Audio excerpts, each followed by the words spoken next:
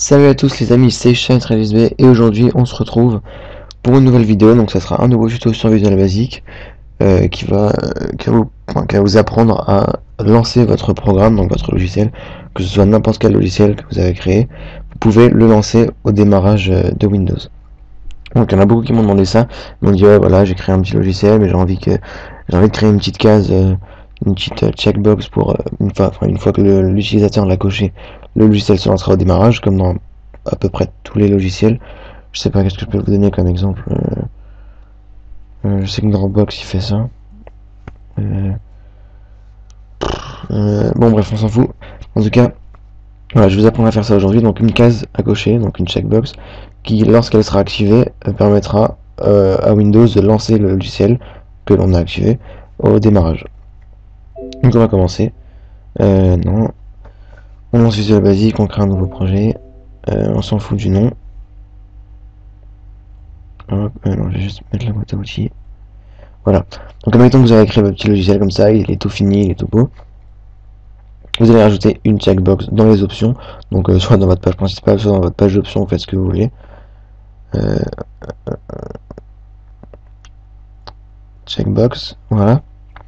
Et on va l'appeler lancer le logiciel au démarrage de Windows. Voilà, on va le mettre là. Voilà.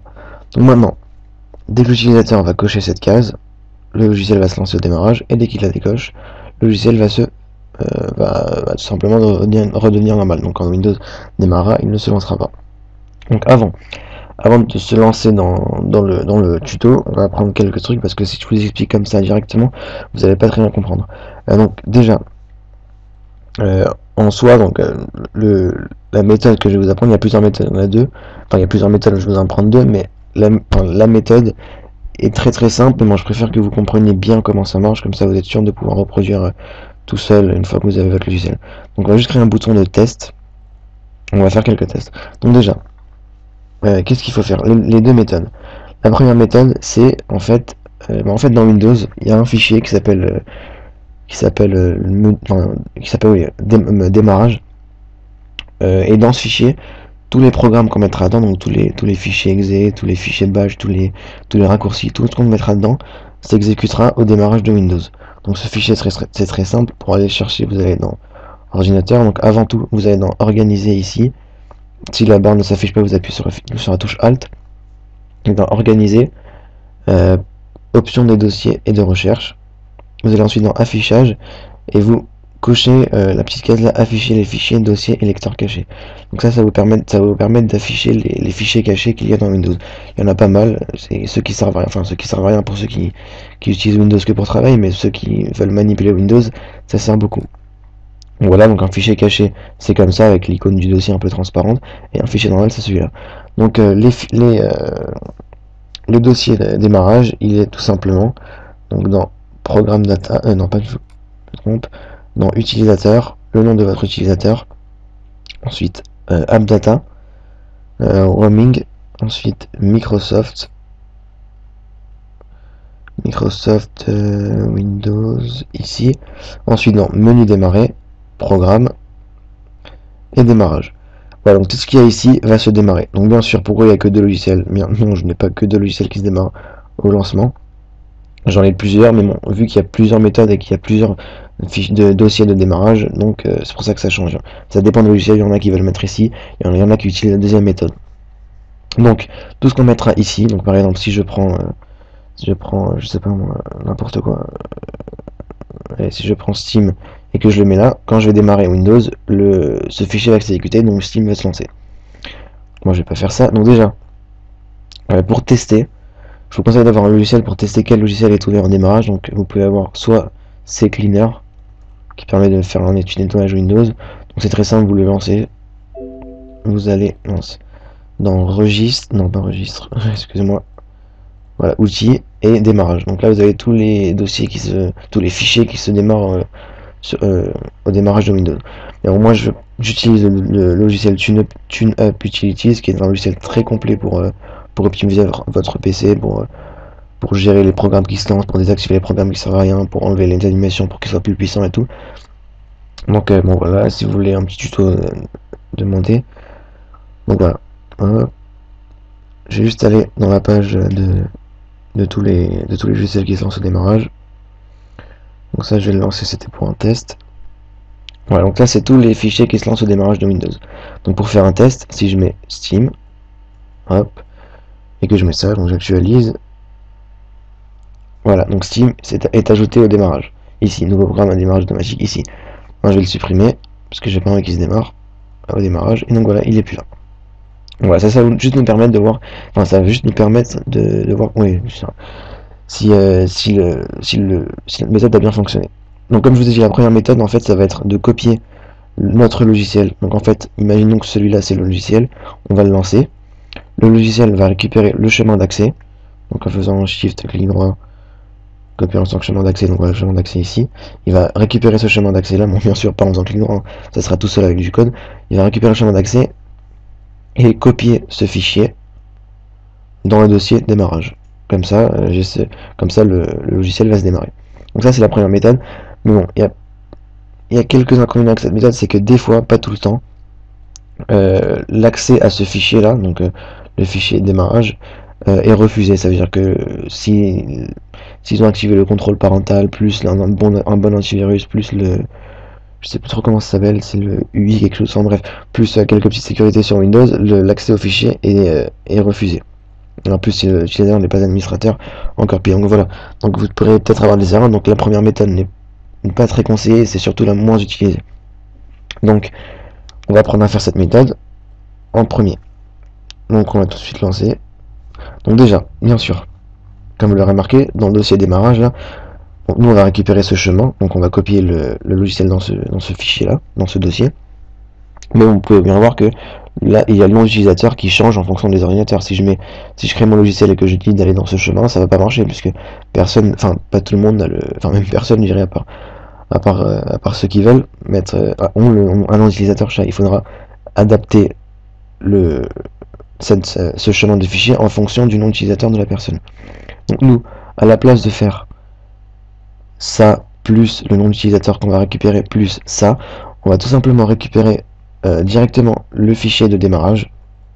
Donc il y a une fonction Windows qui permet de récupérer le fichier de démarrage par défaut, parce qu'il faut aussi savoir que si l'utilisateur utilise Windows XP, ce n'est pas du tout le même fichier. Donc voilà. Donc c'est mieux d'utiliser la fonction Windows qui récupère tout seul le dossier de démarrage. Donc la fonction c'est très simple. On va déjà afficher un message pour voir si ça fonctionne bien. C'est vous allez dans environnement, point, et vous allez dans Special Folder. Donc dans Special Folder, il y a ici tous les dossiers spéciaux de Windows que vous pouvez récupérer et qui changent en fonction de tous les ordinateurs. Donc vous avez, je sais pas moi, par exemple, l'historique, Internet Cache, Desktop, enfin bref, voilà, donc plein de choses. Nous, ce qu'on veut, donc le dossier spécial, c'est Startup. Voilà. Donc là, logiquement, ça va marcher, mais non. Vous allez voir pourquoi. Si j'appuie sur le bouton, ça m'affiche un chiffre. Pourquoi un chiffre? Simplement parce que la fonction envoie un chiffre et nous ce qu'on veut c'est pas la valeur mais le chemin d'accès. Donc pour le chemin d'accès on va tout simplement rajouter environnement .get folder path ici et on ferme la parenthèse. Faites attention avec les parenthèses, non je me suis trompé au niveau des parenthèses là, environnement, voilà. Donc en gros on veut environnement.get folder path, donc on veut récupérer le chemin d'accès du dossier spécial startup. Voilà, tout simplement, on met environnement.getFolderPath, on ouvre la parenthèse, et à l'intérieur des parenthèses, on met ça. Donc on l'affiche en message pour voir si ça marche bien. Hop, et voilà. User Shai, il faut voir qu'il a marqué Shai parce que ma session s'appelle Shai, AppData, Roaming, Microsoft Windows, Start Menu, Programme et Startup. Donc voilà, c'est très bien, on a récupéré cette valeur. Donc, pour éviter d'avoir des longues lignes de code, on va la stocker dans une variable. Donc, on va déjà créer la fonction start. On va mettre add startup qui va ajouter le logiciel au démarrage. On appellera ensuite cette fonction dès que cette case sera cochée. Donc on va faire dim pass startup. On va mettre en français chemin de démarrage as string est égal à Voilà. Donc ça, on n'a plus besoin du bouton de test. On peut retester si vous voulez. Je fais souvent ça pour être sûr de ne pas avoir de problème plus tard. Je demande de démarrage, on teste pour voir. Non oui, j'ai pas appelé la fonction. On va l'appeler la fonction dans le bouton pour pouvoir tester. Add startup, on teste, et voilà. Et bien sûr, on n'a pas l'affiche en message. Tout ce qu'on va faire, c'est en fait copier le logiciel dans ce dossier-là. Donc là, si j'actualise, il n'y a rien. Donc ce qu'on va faire, c'est on va le copier. Donc pour le copier, il y a aussi une autre fonction de Windows qui permet de copier un fichier. Donc c'est file.copy. Donc là, pourquoi il n'y a pas le mot file? Tout simplement parce qu'il faut importer system.io. Donc on va faire import system.io. Donc après là, vous pouvez importer tout ce qui concerne la classe io. Mais bon, pour être plus précis, on va mettre system.io.file. Voilà. Et ensuite, on peut accéder à la valeur file. Donc file. Non, toujours pas. Bon, en fait, ouais, ce qu'on va faire, c'est plus simple. On va enlever import, on va directement mettre system.io.file.copy.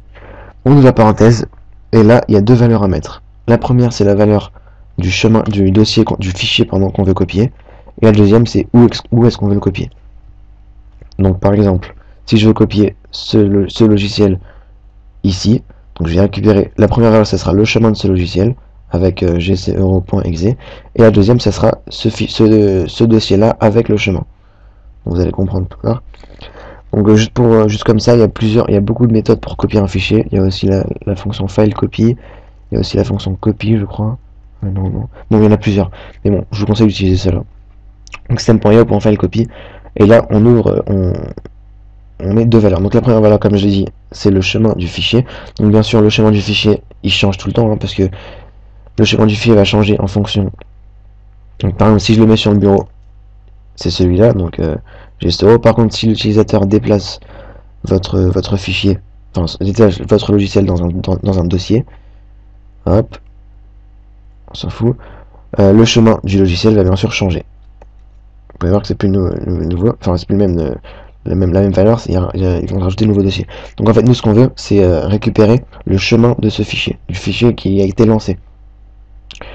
Donc c'est très simple, c'est aussi, il y a aussi une fonction très simple par contre, qui est application, donc notre application, point, exécutable path. Donc voilà, ça récupère le chemin du fichier, on peut tester si vous voulez. Dans le bouton, on va mettre message box, application.exécutable path. On teste en appuyant sur le bouton.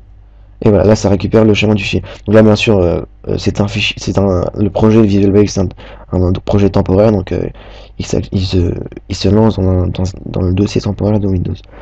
Enfin bref, ça c'est pas important, mais bon, en fonction de l'endroit du logiciel, la valeur va changer.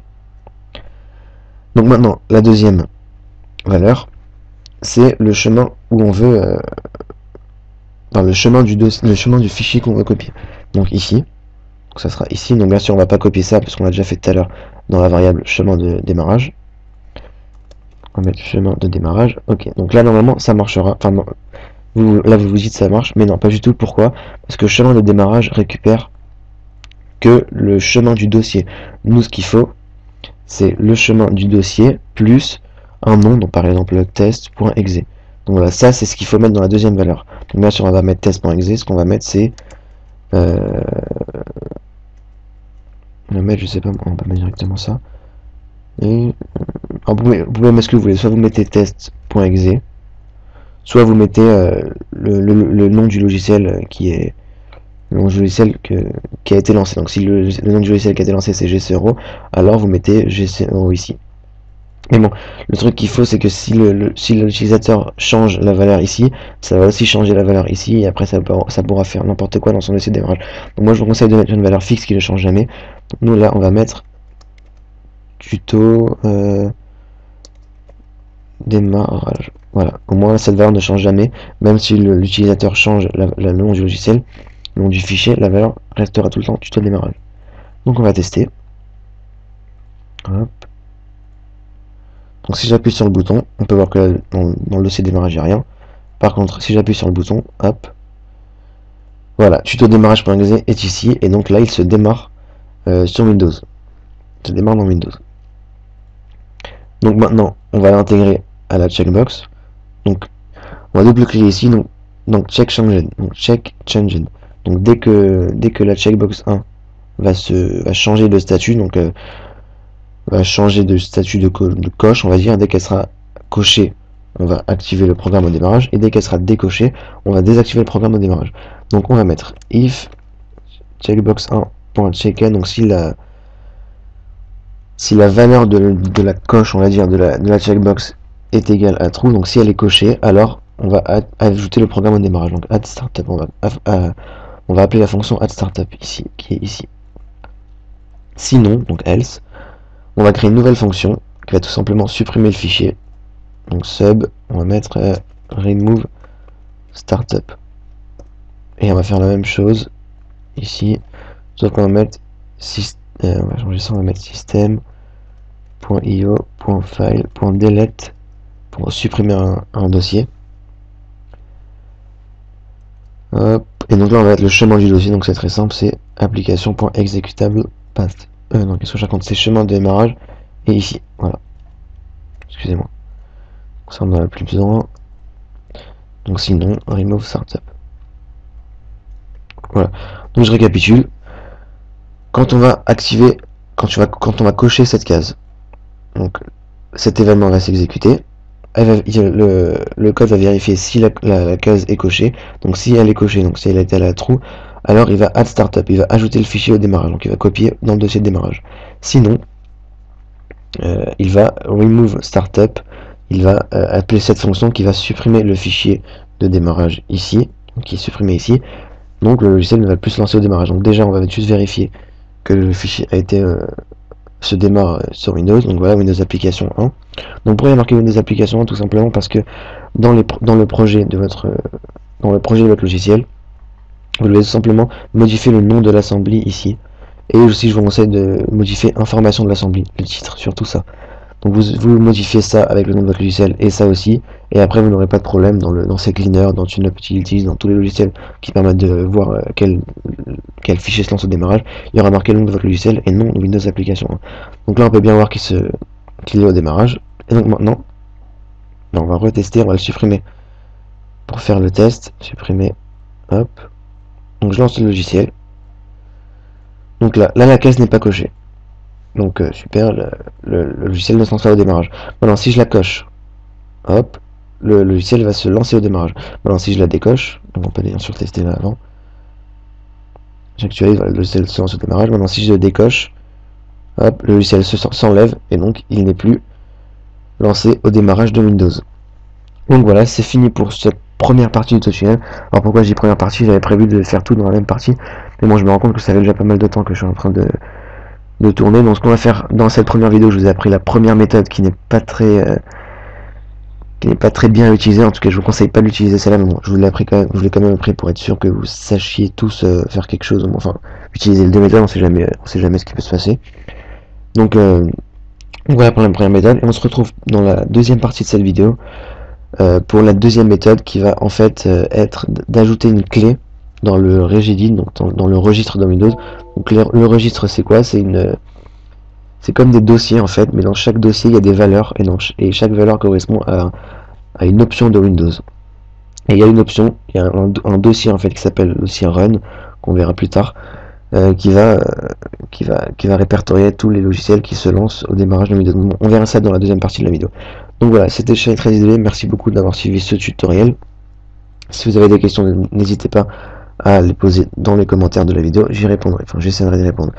Voilà, merci beaucoup, et si vous avez aimé, n'oubliez pas de mettre un petit j'aime. Allez, salut!